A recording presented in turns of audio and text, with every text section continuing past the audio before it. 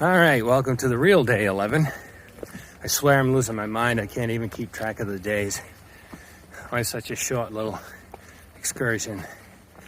Anyway, started the day with a climb like you always do. If you park on a road, roads are in the valleys, so you're always going to start the day with a climb. Gets everything warmed up. Web. Yeah, ooh, I don't want to walk through that. So anyway, spent a nice night in a hotel last night. Man, did I sleep good. Best sleep I've had in years, really. Well, I can't say that. Anyway, you don't care about my sleep habits? So we're hiking from Route 52 down to 301, where we left the Lexus all night. I'm hoping it's not towed or vandalized. Should be good. We're way off the road. And I couldn't get an answer from the 4 police departments I talked to. Nobody, is either somebody else's jurisdiction or they couldn't answer the question. Anyway, I hope it will be all right. Got a late start because the hotel had a breakfast that sucked. But we wanted to hang around and take advantage of what we paid for. Tomorrow we won't. We got a 13.5 mile tomorrow. Today's only 12. But tomorrow we'll get up early and start the hike earlier. We must be getting stronger because 12 miles only takes us 7 hours now. And, well, there's more to say about that, but I'll do that later. This is a long enough segment already. Catch you in a few. Yeah, he's a little harmless snack. Hey, buddy. Okay, I'm going to share an observation. Since we're hiking southbound every day, but moving northbound overall, 98% of the people that hike this trail are going northbound.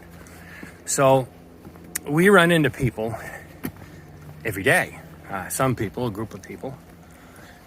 And the first day you run into them, some people blow on through, and then other people want to stop and chat. So the second day, you run into that same group of people. The ones that chatted the first day will chat the second day.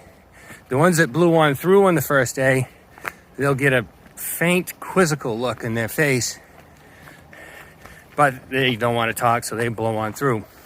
So the third day, the ones that you've talked to will stop and talk.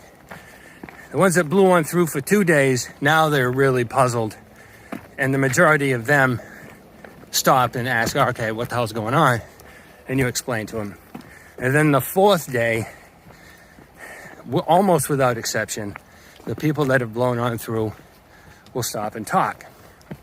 Now, there is a very small segment of the people that don't want to have anything to do with you. They just blow on through every day. And there's a handful of them, but they are the exception to the rule. So it's amazing how quickly out here you make a connection with other people. Because we're all, to some degree or other, out here experiencing the same thing. We have that in common. Now, we're not through hikers and never will be. Okay, go ahead. I call it building street cred. Street cred, yeah. Yeah. We don't have any of that because we're not carrying full packs and we're not northbound. You build a bit of street cred when you find out you've been all over the trail and you know all about all the trails and other stuff. Right. We've actually met 2 people that started the trail when we did down in Georgia.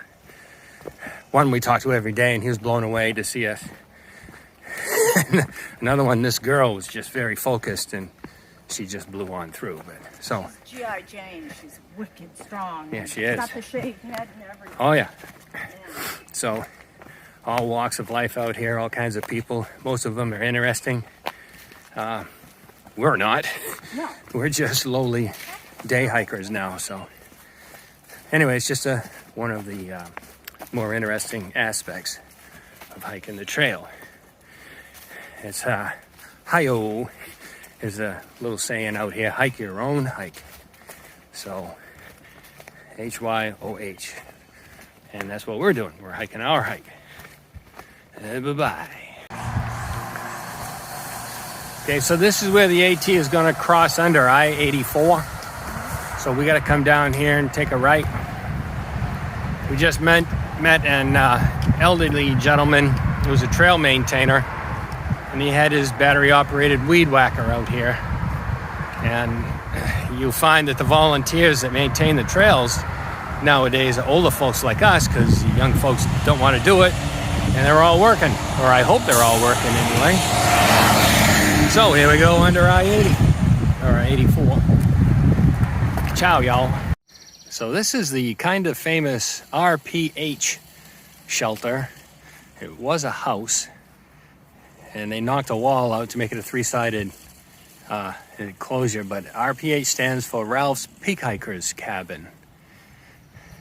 And there's plenty of room for people to stay in here. Oh, I didn't even know. I didn't expect bunks. There's bunks. I hear there's... it's funny. Look at this. Yeah, picnic table. Plenty of places on the floor for people to roll out with sleeping pads. Tents all over the place. And there's a fella over here mowing the lawn the old-fashioned way. RPH shelter. When we were planning on backpacking this section, we were going to stay in this shelter, or near it anyway. That was the plan. I just thought that was kind of pretty with the green stuff on the ground. I don't know exactly what it is, but it's kind of pretty. So this is the best view of the day so far, and I don't think we're going to find anything better.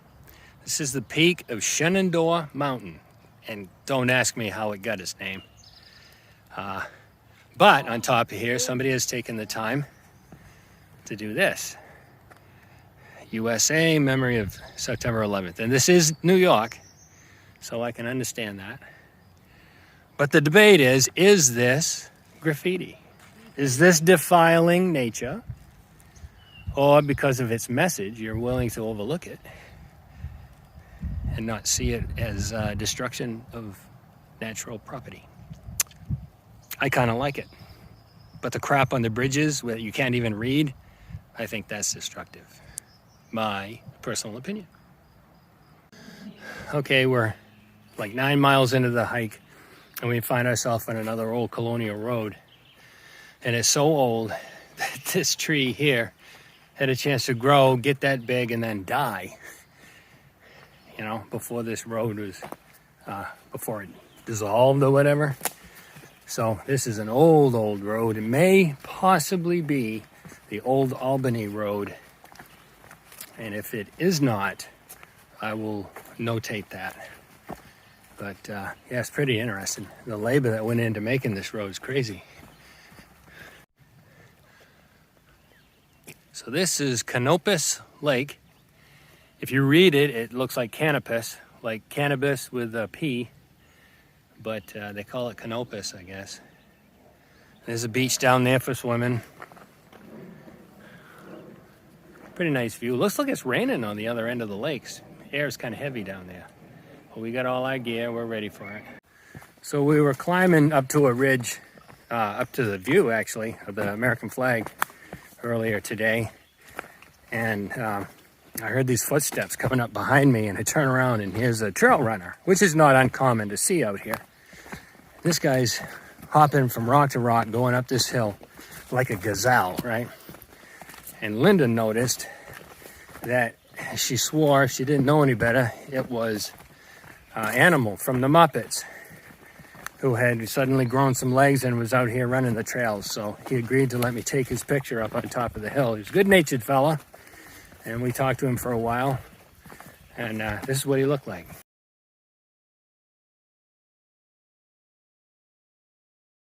So I told the guy how amazed I was at trail runners' abilities. And what's most important to me is their footing. I do not know how they don't constantly fall and tear stuff up, right? And he said that he was just now convalescing from a really badly sprained ankle, but most of them run on sprained ankles for that reason. So So there's a new way out there of destroying your body while recreating. Yeah.